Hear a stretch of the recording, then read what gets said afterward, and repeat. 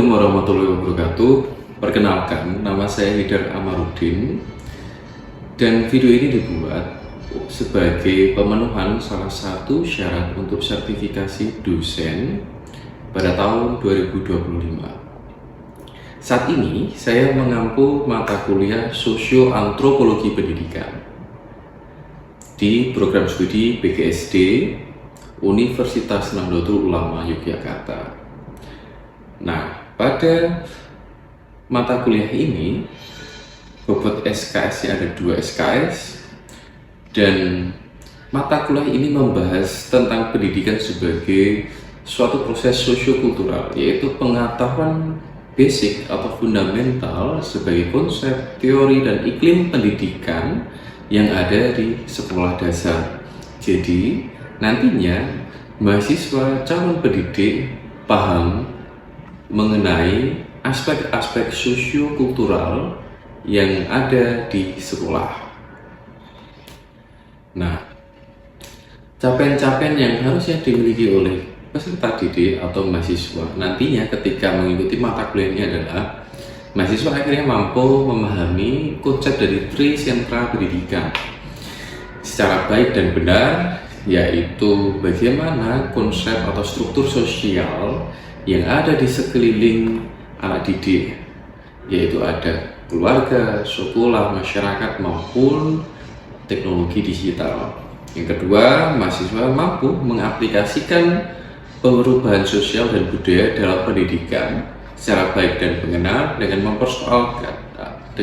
mempersoalkan kemajemukan dan dinamika sosial dan budaya mutakhir di dunia pendidikan. Dan yang terakhir, mahasiswa mampu menganalisis teori sosial budaya dan aplikasinya secara praktik di sekolah dasar. Nah, materi-materi pada mata kuliah Sosio-Antropologi Pendidikan ini ada banyak sekali gabungan dari berbagai macam aspek dari sosiologi, antropologi, dan pendidikan itu sendiri. Mata kuliah ini menggunakan metode focus group discussion. Jadi selama mata kuliah berlangsung, saya sebagai dosen dan teman-teman mahasiswa akan saling berdialektika, membahas fenomena-fenomena yang mutakhir terjadi, sekaligus teori apa yang bisa untuk mengungkap atau menganalisis fenomena tersebut. Secara luring, kami berdialektika melalui ruang kelas, dan secara daring teman-teman mahasiswa akan mengakses Google Drive maupun Google Classroom yang sudah saya berikan.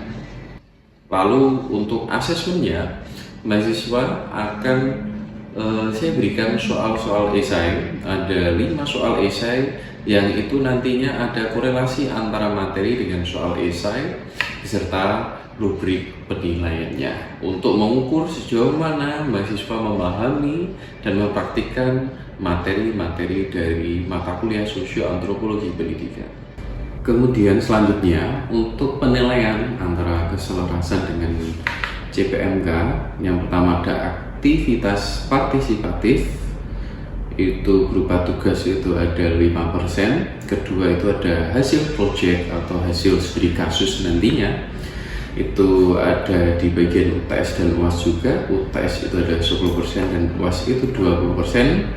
Kemudian pada ranah kognitif itu ada skill based assessment, SBA itu nanti ada 10%, kuisnya ada 15%, UTS-nya 15%, dan UAS-nya nanti ada 25%. Nah, sedangkan untuk daftar referensi wajib yang perlu untuk dipelajari mahasiswa, yang pertama ada buku yang berjudul Kisah Sosiologi, Pemikiran yang Mengubah Dunia dan Relasi Manusia, yang ditulis oleh Kurniawan NK 2021.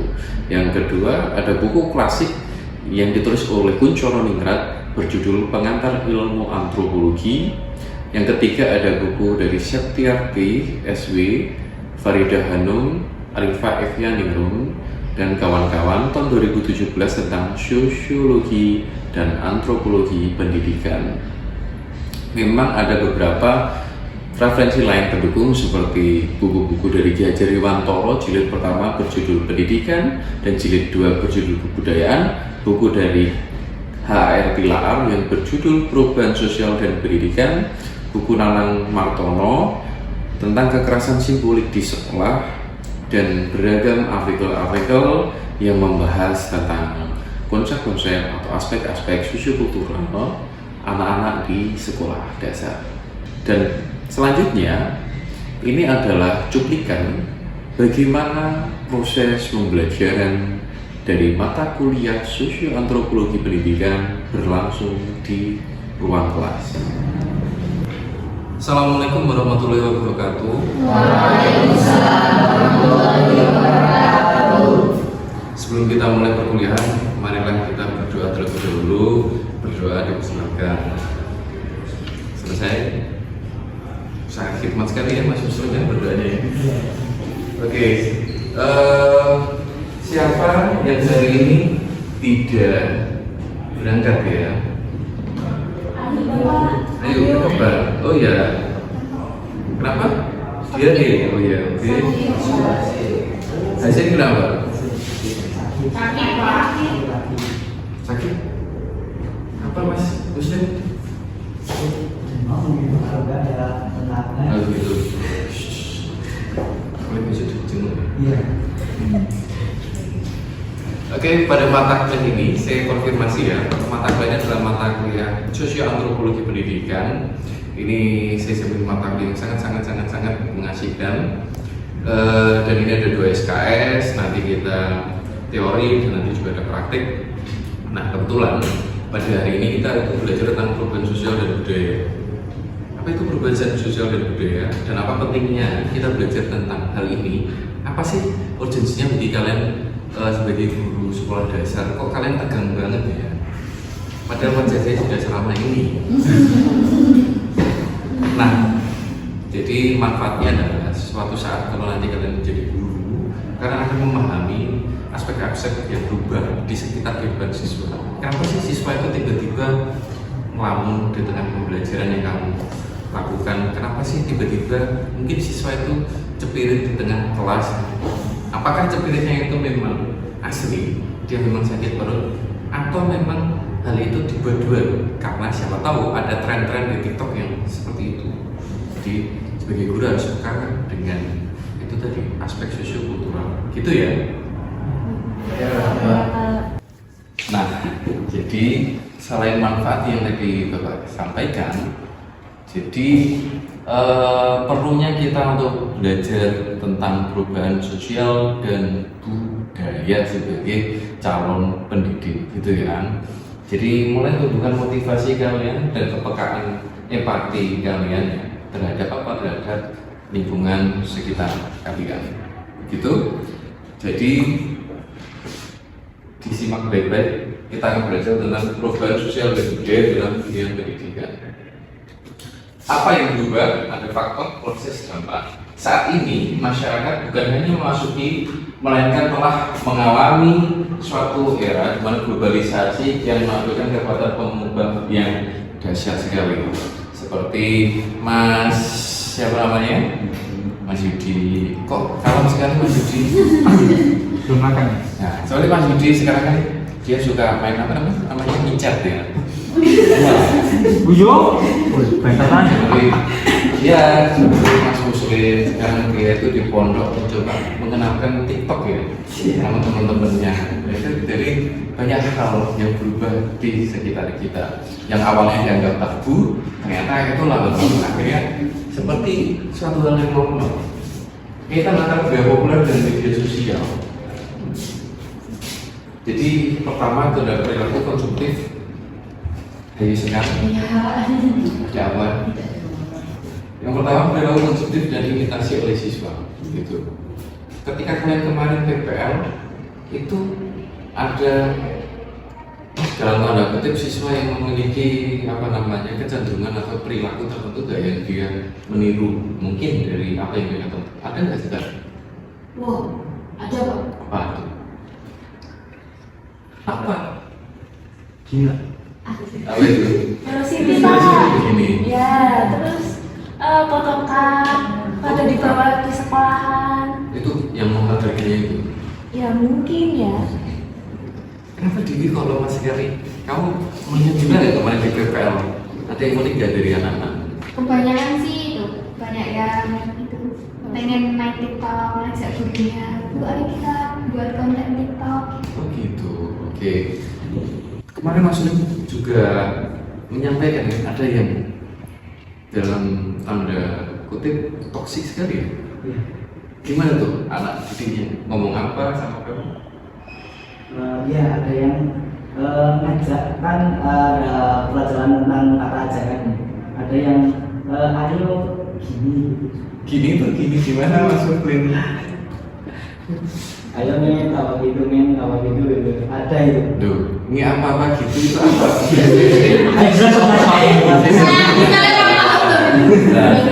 Nah, ini kan namanya budaya populer ya, yang diimitasi oleh siswa, kita semua harus tahu.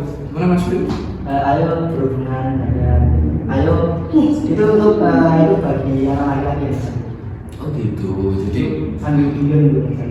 sambil guyon. Anak laki-lakinya ngomong kayak gimana? Ayo berhubungan badan atau ayo musuh intinya gitu. Oh gitu. Iya. Ngajak kamu. Iya. Oke. Anak-anak gitu. Oke. Menarik sekali ya. Lalu yang selanjutnya adalah konten kekerasan yang tampil dalam budaya pop dan termas di media sosial. Dan ada banyak sekali konten kekerasan dan tanpa disadari konten kekerasan itu sifatnya verbal maupun fisik. Jadi ketika Mas MHRZK itu lagi nonton live streaming games, itu kan tanpa disadari player gamesnya ngomong apa sih Mas? Nah itu Pak. Apa bilang rokok Jen itu? Kenapa kamu di sini nadamu sangat lembut sekali, berbeda dengan ketika live streaming gitu kan? Karena menjaga aja sih Pak. Karena ada Bapak Dosen juga. Oh gitu.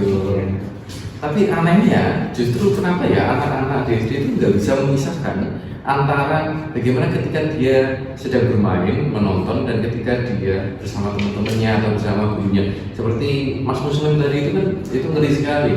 Coba kalian jadi ibu guru tiba-tiba muridmu datang terus ngomong, bu ayo berhubungan badan gimana? Tapi itu terjadi ya Mas. Anak kelas berapa? 2. Kelas 2 SD. Oh my god. Lalu yang terakhir adalah fanatisme yang berimplikasi terhadap perubahan perilaku siswa ya. Lalu siswa memiliki jiwa fanatik yang ada di dalam dirinya. Jadi beberapa faktor yang menentukan bagaimana semua fenomena itu terjadi.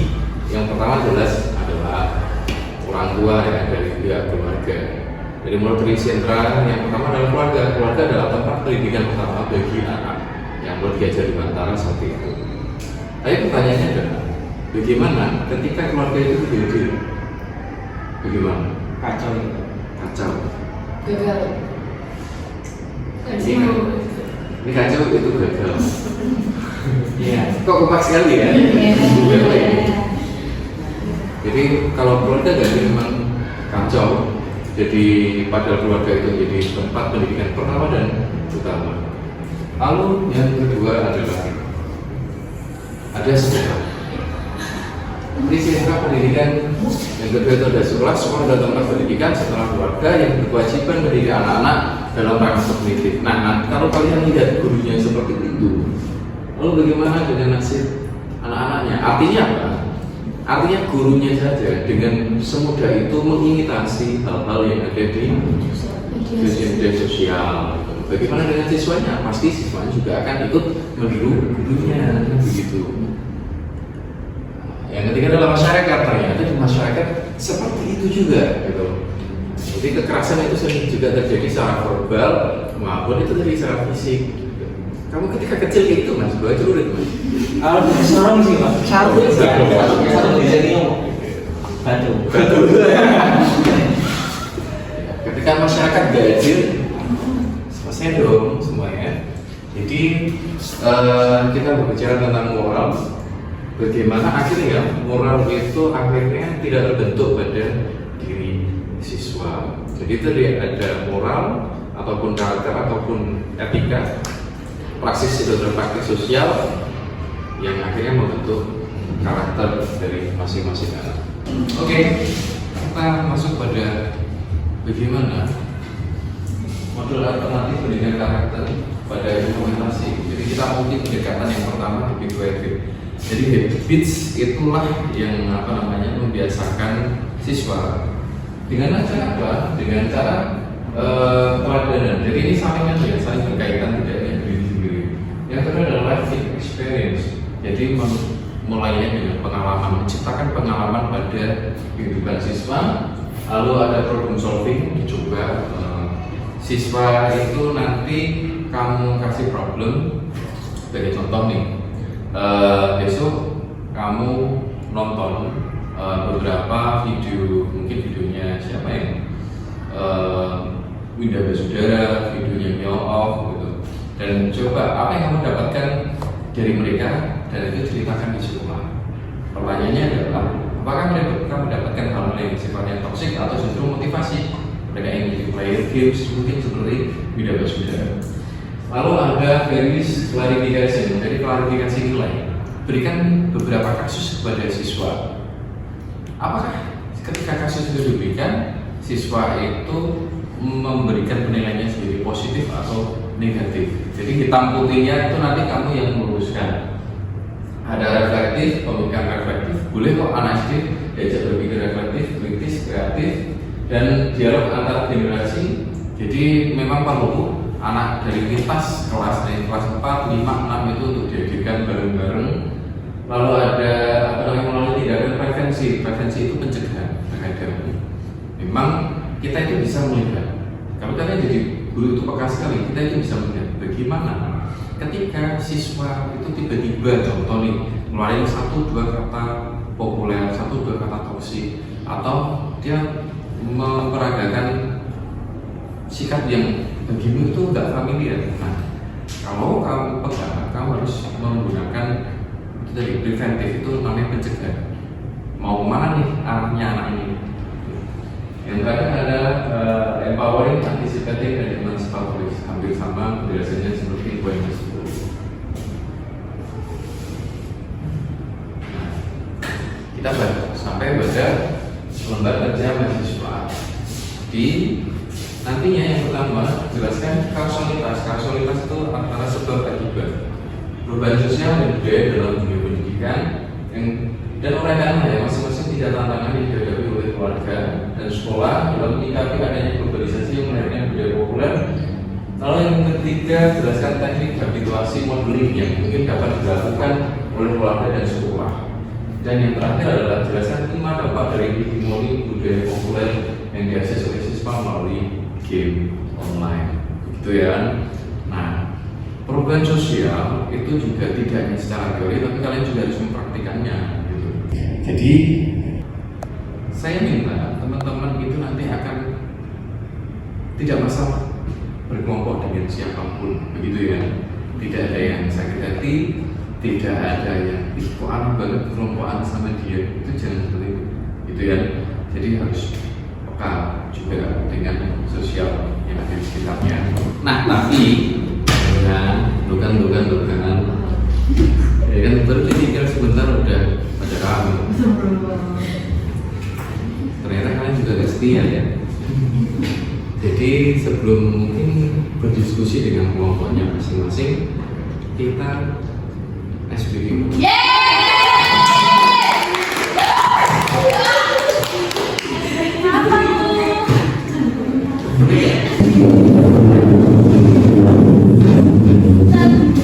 Kita akan speaking sesuai lagu kebangsaan kita sebagai calon guru, yaitu adalah speaking pagi putra.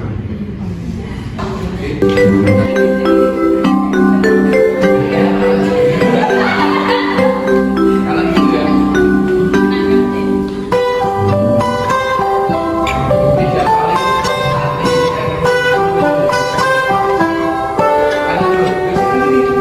Pagiku cerah, matahari bersinar, ku gendong tas merahku di pundak. Selamat pagi semua, ku nantikan dirimu di depan kelasmu, menantikan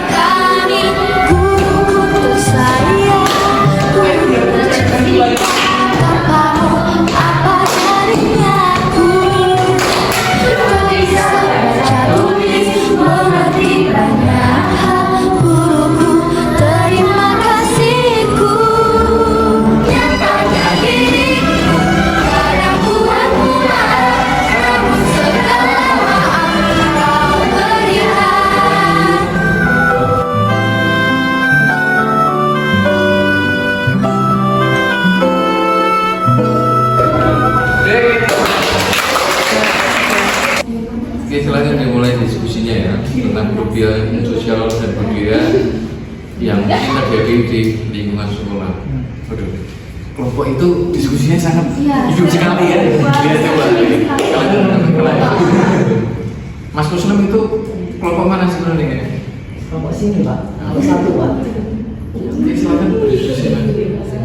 Ini bahasan belakang ini kenapa ya? Introvert semua kan?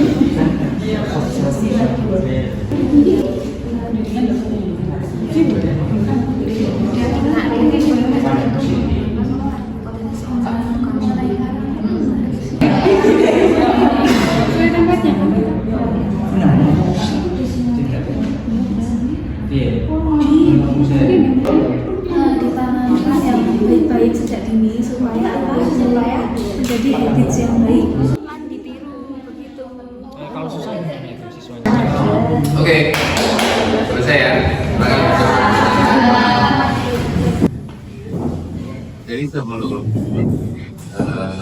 mungkin bisa sebelum saya memulai beberapa tingkat plot twist tentang pendidikan karakter, mungkin bisa ke depan ya untuk menjelaskan beberapa fenomena yang terjadi dan bagaimana model pendidikan karakter yang bisa untuk mengatasinya. Ayo, Mas Muslim bisa.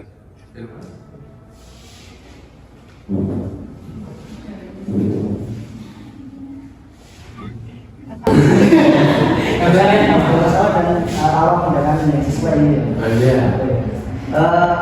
Untuk masalahnya yang saya temukan yaitu ada siswa yang miso dan di depan saya, terus itu tidak merasa berdosa. Apa sih yang bisa saya lakukan?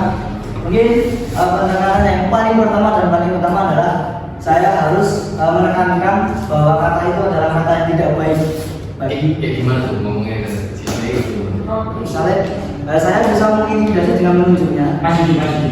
Mas, itu kalimat yang tidak baik.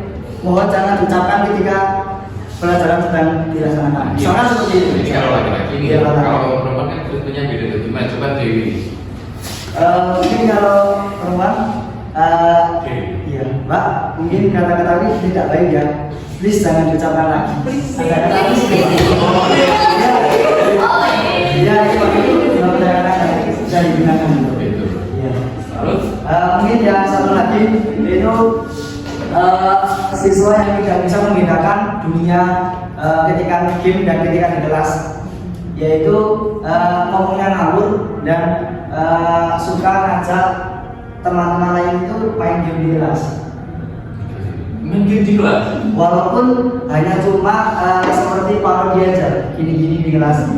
Jadi tapi sambil berucap ketika di game. Kayak gimana tuh? Wah, seru banget nih. Ayo kita pasti ini kita bunuh dong gitu. Misalnya seperti itu. Kalau gamenya tentang bunuh. Terus pendekatan yang bisa saya lakukan yaitu adalah mungkin saya akan mendekati ke orang tua dulu. Mohon untuk dibatasi untuk main game itu karena dampaknya tidak baik. Itu kalau orang tuanya hadir, kalau nggak ada orang tuanya? Mungkin bisa orang terdekat di rumahnya. Oke.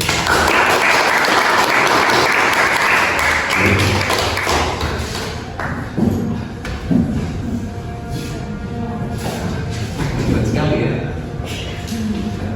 Saya apresiasi Mas Muslim. Jadi perlu untuk saya sampaikan, nanti ada beberapa soal yang membahas tentang fenomena-fenomena sosial dan budaya. Ini saya kasih visi-visinya saja dulu. Jadi bisa kalian bayangkan nanti seperti apa soalnya. Lalu kalian memang perlu nanti tidak hanya melihat fenomena sehari-hari, tapi kalian juga bisa menulisnya dan menganalisisnya. Terutama nanti kalian bisa mencari teori-teori yang bisa dibuat untuk menganalisisnya. Ada 5 soal. Cuma 5 ya?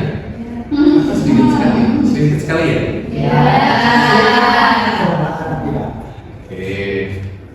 Dan saya kira 5 soal ini bisa dikerjakan dengan sangat mudah. Butuh waktu berapa hari?